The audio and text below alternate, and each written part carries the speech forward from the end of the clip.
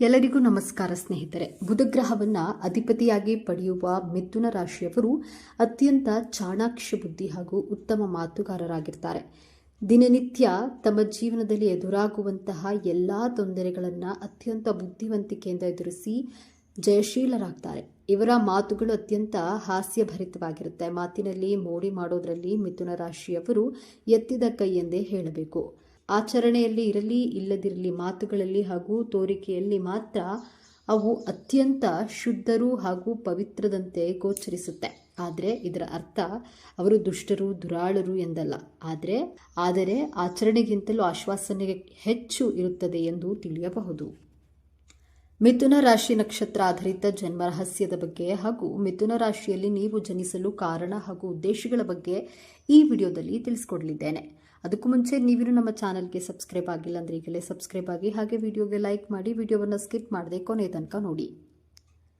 ಕಾಲಪುರುಷನ ಕುಂಡಲಿಯಲ್ಲಿ ಮಿಥುನ ರಾಶಿ 3ನೇ ಭಾವವಾಗಿದೆ. ಮಿಥುನ ರಾಶಿಯಲ್ಲಿ ಮೃಗಶಿರ ನಕ್ಷತ್ರದ 4ನೇ ಪಾದಗಳು, ಆರಿದ್ರ ನಕ್ಷತ್ರದ 4 ಪಾದಗಳು, ಪುನರ್ವಸು ನಕ್ಷತ್ರದ 4 ಪಾದಗಳು ಈ ರಾಶಿಯಲ್ಲಿ ಕಾಣಬಹುದು. ಈ ರಾಶಿಯ ಅಧಿಪತಿ ಬುಧಕಾರಕ ಗ್ರಹ ಬುಧಗ್ರಹದ ಪ್ರಭಾವದಿಂದ ಮಿಥುನ ರಾಶಿಯವರು ಬಹಳ ಬುದ್ಧಿವಂತರು, ಚತುರರು, ಮಾತುಗಾರರು. ಮಾತೆಯವರ ಬಂಡವಾಳ ಎನ್ನುವಷ್ಟು ಸರಾಗವಾಗಿ, ಲೀಲಾಜಾಲವಾಗಿ ಮಾತನಾಡ್ತಾರೆ. ಸಾಹಿತ್ಯದಲ್ಲಿ ವಿಶೇಷ ಆಸಕ್ತಿ ಉಳ್ಳವರು. ಮಿಥುನ ರಾಶಿ ದ್ವಿಸ್ವಭಾವ ರಾಶಿಯವರಾಗಿರೋದ್ರಿಂದ ಇವರ ಮನಸ್ಸು ಬಹಳ ಚಂಚಲವಾಗಿರುತ್ತೆ. ಇವರ ಆಲೋಚಿಸುವಂತಹ ರೀತಿ ಗಾಳಿಯ ರೀತಿ ಬಹಳ ವೇಗವಾಗಿ, ಕ್ಷಿಪ್ರವಾಗಿ ಯಾವುದೇ ಕೆಲಸ ಮಾಡಿದರೂ ವೆರಿ ಕ್ವಿಕ್ ಆಗಿ ಮಾಡಿ ಮುಗಿಸ್ತಾರೆ. ಜೀವನದಲ್ಲಿ ಎಂಜಾಯ್ ಮಾಡುವವರು. ಮಕ್ಕಳ ರೀತಿಯ ಆಟ ಪಾಠ, ತಮಾಷೆ, ಸ್ನೇಹಿತರ ಜೊತೆ ಹರಟೆ ಹೊಡೆಯುವುದು ಇಷ್ಟಪಡ್ತಾರೆ. ಮಿಥುನ ರಾಶಿಯವರೇ ಸರಿಸಾಟಿ. ನೀವು ಎಷ್ಟೇ ಬುದ್ಧಿವಂತರಾಗಿದ್ರೂ ನಾನು ಬುದ್ಧಿವಂತ ಎಂಬ ಅಹಂಕಾರ ಭಾವನೆ ನಿಮ್ಮಲ್ಲಿರೋದಿಲ್ಲ. ಎಂತಹದ್ದೇ ಕಷ್ಟಗಳಿದ್ರೂ ಆ ಕಷ್ಟಗಳೆಲ್ಲವನ್ನ ಪಕ್ಕಕ್ಕಿಟ್ಟು ಸಂತೋಷದಿಂದ ಜೀವನದ ಒಂದೊಂದು ಕ್ಷಣಗಳನ್ನು ಆನಂದಿಸ್ತೀರಾ, ಒಂದೊಂದು ಕ್ಷಣದಲ್ಲಿಯೂ ಜೀವಿಸ್ತೀರಾ. ಇದು ನಿಮಗೆ ದೇವರು ಕೊಟ್ಟಂತಹ ವಿಶೇಷ ಗುಣವಾಗಿದೆ. ನೀವು ಇರುವ ಕಡೆ ನಗೆ, ತಮಾಷೆ, ಸಂತೋಷಕ್ಕೆ ಏನು ಕೊರತೆ ಇರೋದಿಲ್ಲ. ಹಾಸ್ಯ, ವಿನೋದ ನಿಮ್ಮ ಮೂಲ ಗುಣ. ಒಂದೇ ಸಮಯದಲ್ಲಿ ಅನೇಕ ಕೆಲಸಗಳನ್ನು ಮಾಡ್ತೀರಾ, ಮಲ್ಟಿ ಟಾಸ್ಕರ್ ಆಗಿರ್ತೀರಾ. ನೀವು ಮಿಥುನ ರಾಶಿಯಲ್ಲಿಯೇ ಜನಿಸಲು ಕಾರಣವೇನು ಎಂದು ನೋಡೋದಾದ್ರೆ, ನೀವು ಹಿಂದಿನ ಜನ್ಮದಲ್ಲಿ ಕಷ್ಟಪಟ್ಟು ದುಡಿದಿರ್ತೀರಾ.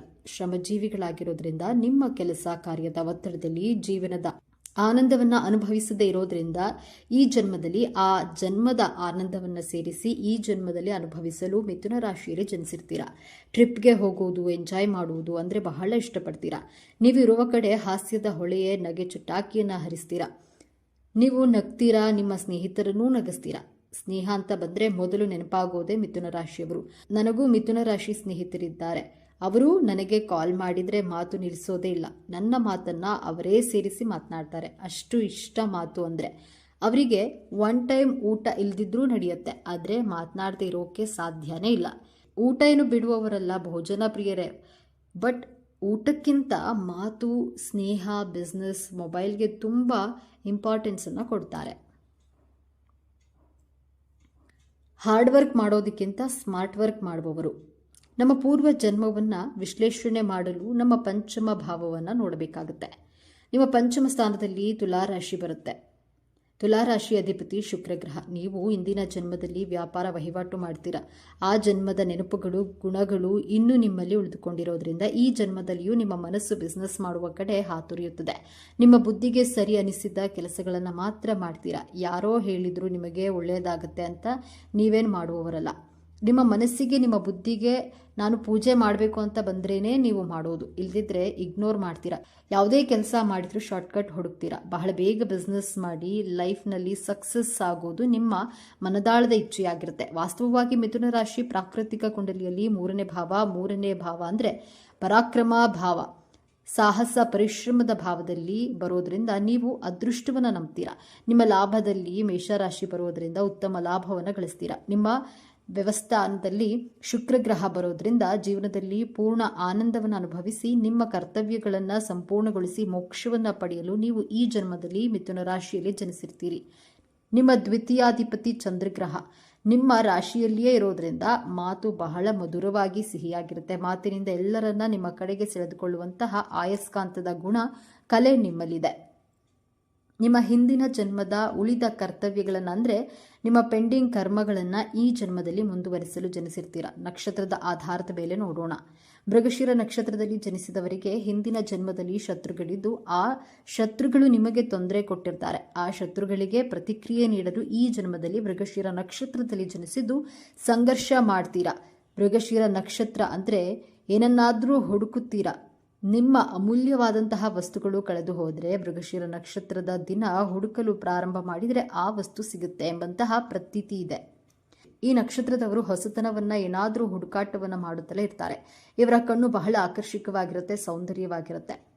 ಮಿಥುನ ರಾಶಿ ಆರಿದ್ರ ನಕ್ಷತ್ರದಲ್ಲಿ ಜನಿಸುವವರು ಹಿಂದಿನ ಜನ್ಮದ ನಿಮ್ಮ ಕನಸು ನನಸಾಗಿಸುವ ಕಾರ್ಯದಲ್ಲಿ ನಿಮ್ಮ ಪ್ರಯಾಣ ಅತ್ಯಂತವಾಗಿರುತ್ತೆ.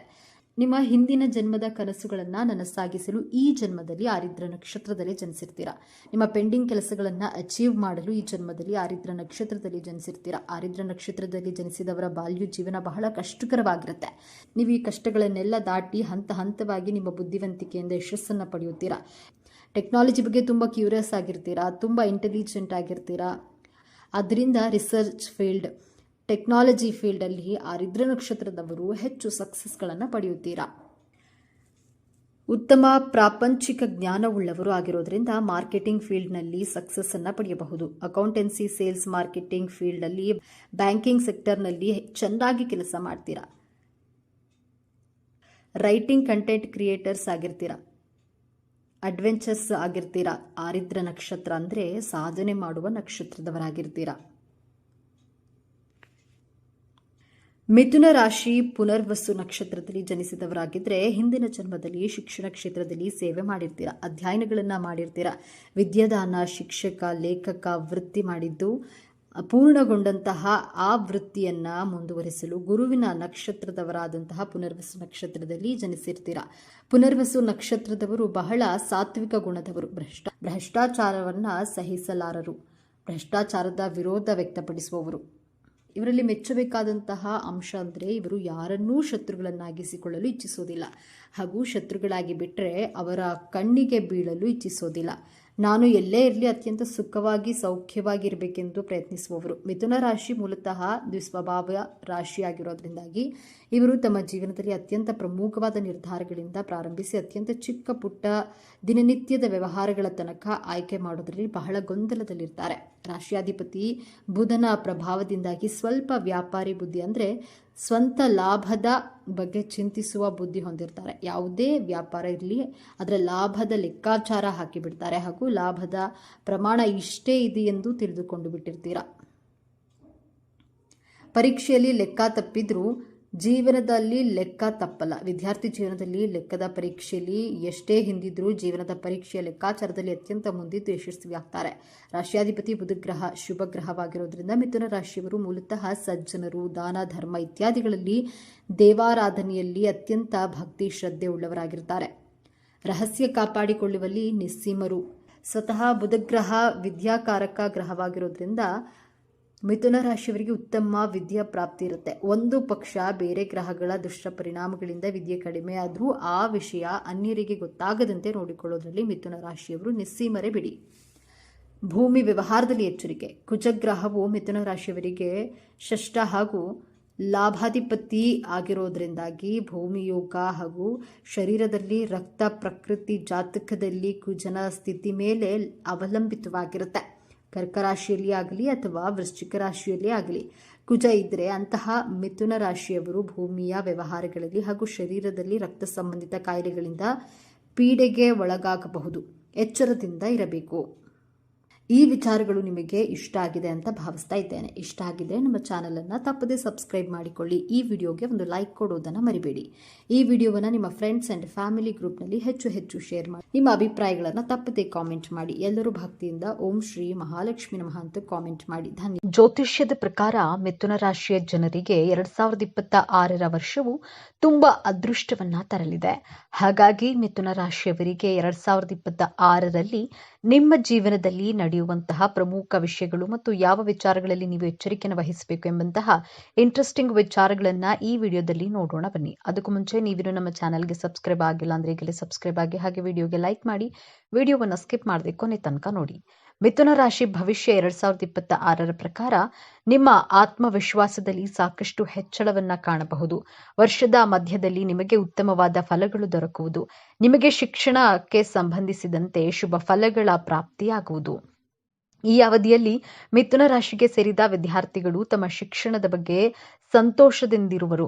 ಈ ಅವಧಿಯಲ್ಲಿ ನೀವು ವೃತ್ತಿ ಜೀವನ ಶಿಕ್ಷಣಕ್ಕೆ ಸಂಬಂಧಿಸಿದಂತೆ ಯಾವುದೇ ನಿರ್ಧಾರಗಳನ್ನ ಅವಸರದಲ್ಲಿ ತೆಗೆದುಕೊಳ್ಳದಂತೆ ಎಚ್ಚರವಹಿಸಿ. ಕುಟುಂಬ ಮತ್ತು ವೈವಾಹಿಕ ಜೀವನದಲ್ಲಿ ನೀವು ಮಿಶ್ರ ಫಲಗಳನ್ನ ಈ ವರ್ಷ ಪಡೆಯುವಿರಿ. ಈ ವರ್ಷ ನೀವು ಈ ಎರಡೂ ಕ್ಷೇತ್ರದಲ್ಲಿ ಕೆಲವು ಸಮಸ್ಯೆಗಳನ್ನ ಎದುರಿಸಬಹುದು. ಈ ವರ್ಷ ನೀವು ನಿಮ್ಮ ಸಣ್ಣ ಪುಟ್ಟ ದೈಹಿಕ ಸಮಸ್ಯೆಗಳನ್ನ ಕಡೆಗಣಿಸಬೇಡಿ. ಆರೋಗ್ಯದ ಬಗ್ಗೆ ಹೆಚ್ಚಿನ ಕಾಳಜಿಯನ್ನು ವಹಿಸಿ. ಮಿಥುನ ರಾಶಿಗೆ ಸೇರಿದ ಜನರಿಗೆ ಆರ್ಥಿಕ ವಿಷಯವಾಗಿ ಸಾಧಾರಣ ಫಲಗಳು ದೊರಕಬಹುದು. ವರ್ಷದ ಆರಂಭದಲ್ಲಿ ನಿಮಗೆ ಅತ್ಯುತ್ತಮವಾದ ಫಲಗಳು ಲಭಿಸದಿದ್ದರೂ ವರ್ಷದ ದ್ವಿತೀಯಾರ್ಧದಲ್ಲಿ ನಿಮಗೆ ಆರ್ಥಿಕವಾಗಿ ಸಾಕಷ್ಟು ಉತ್ತಮವಾದ ಫಲಿತಾಂಶಗಳು ದೊರಕುವುದು. ಗುರುವಿನ ಸಂಚಾರದಿಂದಾಗಿ ನೀವು ನಿಮ್ಮ ವೃತ್ತಿ ಜೀವನಕ್ಕೆ ಸಂಬಂಧಿಸಿದಂತೆ ಹೆಚ್ಚಿನ ಗಮನವನ್ನ ನೀಡುವಿರಿ.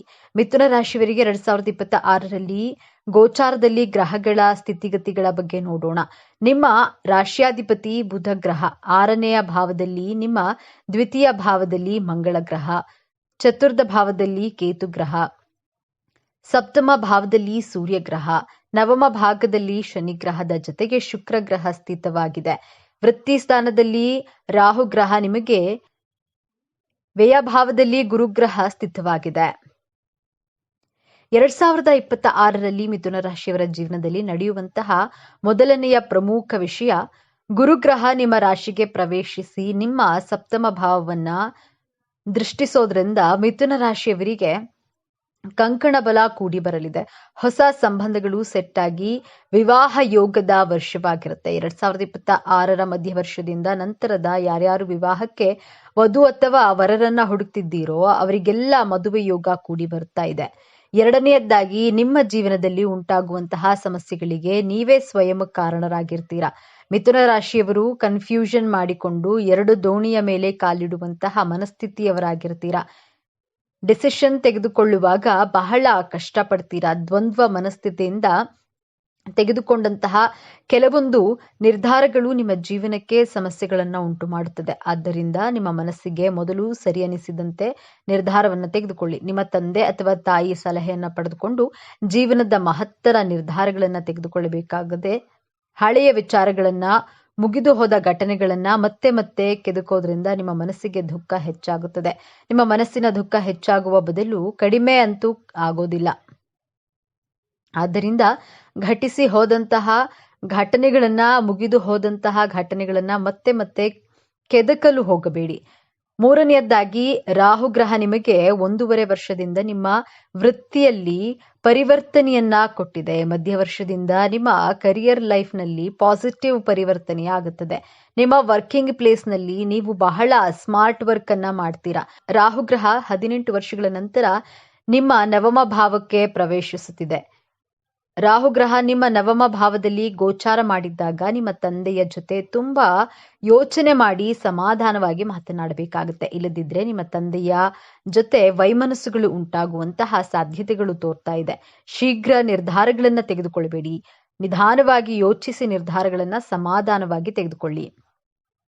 ನಾಲ್ಕನೆಯದಾಗಿ, ಶನಿಗ್ರಹ ನಿಮ್ಮ ದಶಮ ಭಾವದಲ್ಲಿ ಗೋಚಾರ ಮಾಡಿದಾಗ ಇಷ್ಟು ದಿನ ಕೆಲಸವಿಲ್ಲದೆ ಖಾಲಿಯಾಗಿ ಕುಳಿತುಕೊಂಡಿರುವಂತಹ ಮಿಥುನ ರಾಶಿಯವರಿಗೆ ಕೆಲಸದ ಮಹತ್ವವನ್ನ ತಿಳಿಸಿಕೊಡುತ್ತೆ. ಶನಿಗ್ರಹ ನೀವು ಓಡಿ ಓಡಿ ಕೆಲಸ ಕಾರ್ಯಗಳನ್ನ ಮಾಡುವಂತೆ ಪ್ರೇರೇಪಿಸುತ್ತೆ. ಶನಿಗ್ರಹ ಕರ್ಮಕಾರಕ ಗ್ರಹ. ಶನಿಗ್ರಹ ನಿಮ್ಮ ಕರ್ಮಸ್ಥಾನದಂತಹ 10ನೇ ಭಾವಕ್ಕೆ 30 ವರ್ಷಗಳ ನಂತರ ಗೋಚಾರ ಮಾಡ್ತಿದೆ. ಏಪ್ರಿಲ್ ತಿಂಗಳಿನಿಂದ ಹೊಸ ಹೊಸ ಉದ್ಯೋಗಗಳು ಸಿಗುತ್ತವೆ. ಮಿಥುನ ರಾಶಿಯವರಿಗೆ ನಿಮ್ಮ ಬಿಸ್ನೆಸ್ನಲ್ಲಿ, ನಿಮ್ಮ ಜಾಬ್ನಲ್ಲಿ ನಿಮ್ಮ ರೆಸ್ಪಾನ್ಸಿಬಿಲಿಟಿಗಳು ಹೆಚ್ಚಾಗುತ್ತದೆ. ಕೆಲಸ ಮಾಡದೆ ಏನೂ ಸಿಗೋದಿಲ್ಲ ಎಂಬಂತಹ ಪಾಠವನ್ನು ಶನಿಗ್ರಹ ಕಲಿಸಿಕೊಡಲಿದೆ.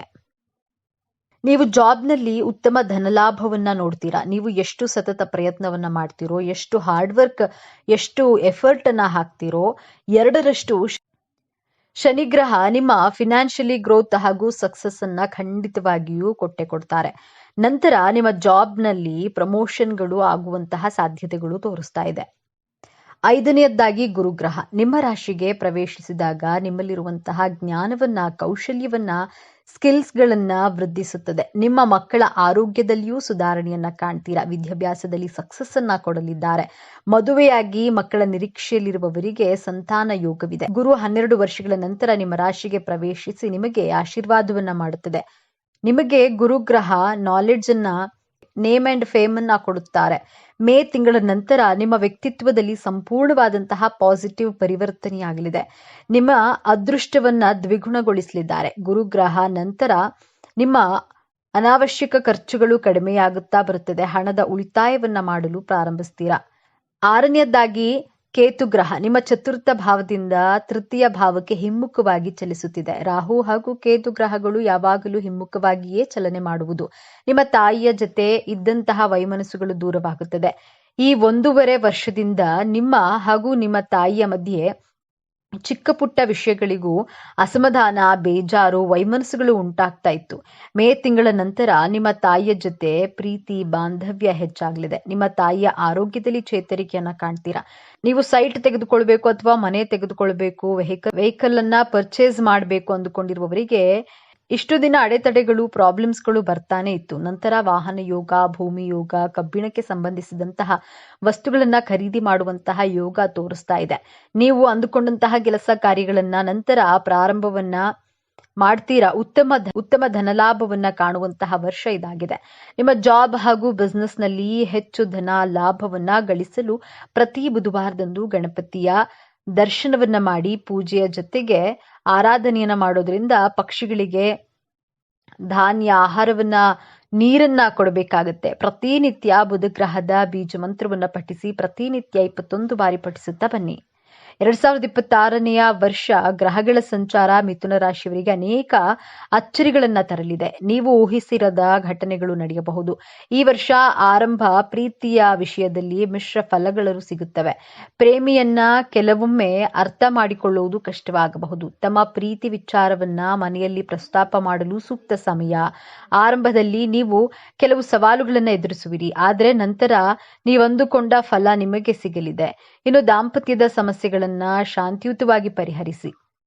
ಅನಗತ್ಯ ಘರ್ಷಣೆಗಳು ಸಂಬಂಧದಲ್ಲಿ ಅಂತರವನ್ನ ಉಂಟು ಮಾಡಬಹುದು. ಹೀಗಾಗಿ ಪರಸ್ಪರ ಅರ್ಥ ಮಾಡಿಕೊಳ್ಳುವುದು ತುಂಬಾ ಮುಖ್ಯ. ಹೀಗೆ ವರ್ಷದ ಆರಂಭ ವೈವಾಹಿಕ ಮತ್ತು ಪ್ರೇಮ ಜೀವನದಲ್ಲಿ ಸವಾಲುಗಳನ್ನ ಒಡ್ಡುತ್ತದೆ. ಈ ವರ್ಷ ಆರಂಭದಲ್ಲಿ ಗುರು ಹಿಮ್ಮೆಟ್ಟುವಂತಹ ಸ್ಥಿತಿಯಲ್ಲಿರ್ತಾನೆ. ಇದು ಶನಿಯ ನೆರಳಿನೊಂದಿಗೆ ಸೇರಿಕೊಂಡು ನಿಮ್ಮ ಸಂಬಂಧದಲ್ಲಿ ಭಿನ್ನಾಭಿಪ್ರಾಯಗಳು ಮತ್ತು ತಪ್ಪು ತಿಳುವಳಿಕೆಗಳಿಗೆ ಕಾರಣವಾಗಬಹುದು. ಪರಸ್ಪರ ತಿಳುವಳಿಕೆಯನ್ನ ಕಾಪಾಡಿಕೊಳ್ಳುವುದು ಬಹಳ ಮುಖ್ಯ.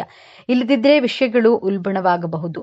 ಈ ಅವಧಿಯಲ್ಲಿ ನಿಮ್ಮ ಸಂಗಾತಿಯ ಭಾವನೆಗಳನ್ನು ಅರ್ಥ ಮಾಡಿಕೊಳ್ಳುವುದು ಅತ್ಯಗತ್ಯ. ಇದು ವರ್ಷವಿಡೀ ನಿಮ್ಮ ವೈವಾಹಿಕ ಜೀವನದಲ್ಲಿ ಸಂತೋಷವನ್ನ ನೀಡುತ್ತೆ.